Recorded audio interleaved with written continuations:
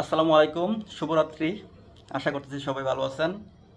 তো আগামীকাল বাংলাদেশ সময় 6টা 30 মিনিটে বাংলাদেশ বনাম শ্রীলঙ্কার ম্যাচের মধ্য দিয়ে শুরু হতে যাচ্ছে বাংলাদেশের টি-20 বিশ্বকাপ মিশন, এবং অত্যন্ত গুরুত্বপূর্ণ একটা ম্যাচ বাংলাদেশের জন্য। আমি বলবো, বাংলাদেশ যদি শ্রীলঙ্কার সাথে আগামীকালকে ম্যাচটা কোনোভাবে জিততে পারে, তাহলে কিন্তু পরবর্তী রাউন্ডে যাওয়ার জন্য বাংলাদেশের জন্য সুবর্ণ সুযোগ থাকবে, যদিও তারা সাউথ আফ্রিকা অথবা নেদারল্যান্ডের বিপক্ষে হেরে যায়।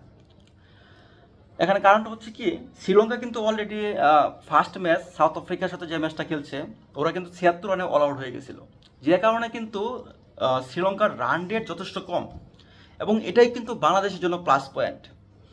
সেই কারণে বাংলাদেশ যদি কালকে কোনো রকম শ্রীলঙ্কার সাথে জয়লাভ করতে পারে, এবং পরবর্তীতে যদি বাংলাদেশ সাউথ আফ্রিকা এবং নেদারল্যান্ডের সাথে হেরেও যায় এবং নেপালের সাথে জয়লাভ করতে পারলে, কিন্তু বাংলাদেশ রান রেটের ভিত্তিতে শ্রীলঙ্কাকে পিছনে ফেলে বাংলাদেশ কিন্তু সেকেন্ড রাউন্ডে ইজিলি চলে যেতে পারবে।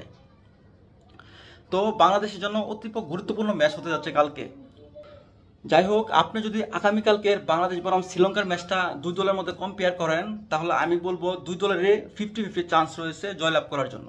কারণ বাংলাদেশ এবং শ্রীলঙ্কা সেম ক্যাটাগরির টিম বর্তমানে বলা চলে, এবং বাংলাদেশের যে রিসেন্ট ফর্ম এবং শ্রীলঙ্কারও সেম ফর্ম ক্যারি করতেছে, এবং দুই দলই কিন্তু ব্যাকফুটে। এবং আগামীকালকে শ্রীলঙ্কা এবং বাংলাদেশ দুই দলের জন্যই মহা গুরুত্বপূর্ণ একটা ম্যাচ, এবং হাড্ডাহাড্ডি লড়াই হবে, এটা বুঝতেই পারতেছেন। এবং পরবর্তী রাউন্ডে যাওয়ার জন্য এখানে জয়ের কোনো বিকল্প নেই দুই দলের জন্যই। সো শ্রীলঙ্কাও চাইবে যে বাংলাদেশকে হারানোর জন্য, এবং বাংলাদেশ অবশ্যই চাইবে শ্রীলঙ্কাকে হারানোর জন্য। যাই হোক, আরেকটা কথা না বললেই নয়, সেটা হচ্ছে ইউএসএ। কনগ্রেচুলেশনস ইউএসএ, কি দুর্দান্তভাবেই না পাকিস্তানকে হারিয়ে দিল। এবং এটার পিছনে একটা কারিগর আছে, আমি আজকে ওই কারিগর সম্পর্কে কিছু বলতে চাই। সেটা হচ্ছে ইউএসএ এর হেড কোচ স্টুয়ার্ট ল।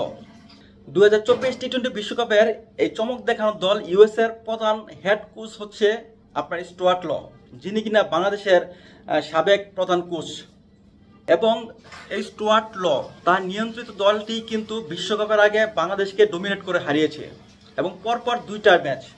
এবং এই বিশ্বকাপে এসে প্রথমে কানাডায় এবং পরবর্তীতে গতকালকে পাকিস্তানকে ডমিনেট করে হারালো ইউএসএ। এবং এই স্টুয়ার্ট লর অধীনে কিন্তু 2012 সালে আমরা এশিয়া কাপের ফাইনালে খেলেছিলাম, এবং পাকিস্তানের বিপক্ষে মাত্র 2 রানের জন্য কিন্তু আমরা এশিয়া কাপের ফাইনালে হারতে হয়েছে আমাদেরকে। এবং তা না হলে কিন্তু দেশের ক্রিকেট ইতিহাসে প্রথম আন্তর্জাতিক ট্রফি কিন্তু এই স্টুয়ার্ট লর হাত ধরেই বাংলাদেশে আসতো। মাঝখানে কিন্তু বাংলাদেশ ক্রিকেট থেকে অনেক দূরে ছিলেন এই স্টুয়ার্ট ল, এবং পরবর্তীতে আন্ডার-19 ক্রিকেটের কোচ হিসেবে বাংলাদেশে আবার ব্যাক করেন।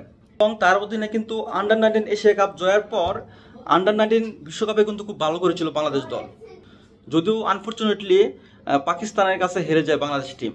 এবং এরপরে কিন্তু স্টুয়ার্ট লকে বিসিবি থেকে স্যাক করা হয়, এবং এরপরে কিন্তু স্টুয়ার্ট ল ইউএসএ ক্রিকেট টিমে যোগদান করেন। যাই হোক, শুভকামনা বাংলাদেশের জন্য, বাংলাদেশ জয়লাভ করুক সেই কামনায়, সেই প্রত্যাশায়। শুভরাত্রি, সবাই ভালো থাকবেন। আল্লাহ হাফেজ।